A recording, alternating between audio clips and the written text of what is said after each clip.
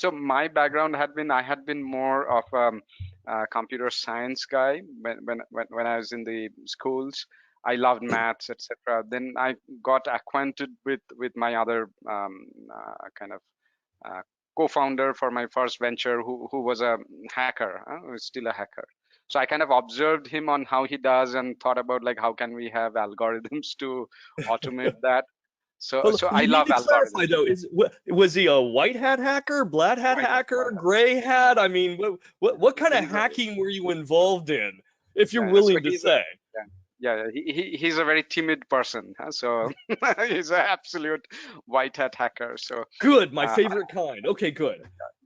and I love kind of deconstructing things, whether it's deconstructing happiness as a problem or stress management, or I had been Security Operations Center, and I managed it. I also landed and managed the CERT team, right? The Computer Information Security Response team. Uh, and I've done a whole bunch of different roles at Intel. And part of the beauty there is I also got to work with developers and engineers and architects. I owned platform security for all IT systems. I built out the security for Intel's AI group.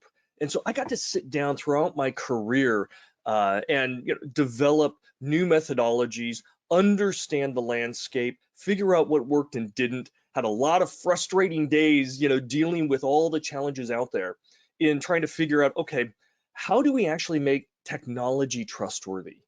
And I've spent many years advising academia, advising companies of all sizes, Fortune 100 all the way down to very small companies, and governments around the world, really around what are the emerging threats, what are the opportunities that we can seize, and how is everything going to kind of evolve? What are those risks, and what can we do as industry professionals in regards to best practices? And engineering, developers, coders, architects play such a crucial role, not the only role. It's all part of a team, but it's a very, very crucial role because that defines. topic, right? It Let's should move to always the be part of the defense side. discussion Yeah. topic. Yes. So let's move on to the defense side. Like imagine if you have to build the security architecture of an organization.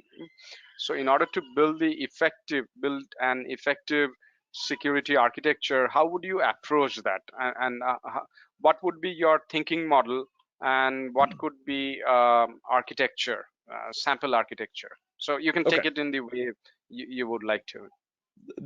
So again, building security for a company or for a technology or for an industry, it's not easy. It is, I think it's fun myself, but certain fundamental pieces have to be in place, right? First off, you need executive support because you're gonna need money and things of that sort, which means you have to again find that optimal level of security. And it's important all the way down the chain, all the way down to the developers and the engineers, because you have to know there's a balance. There's a balance between managing the risk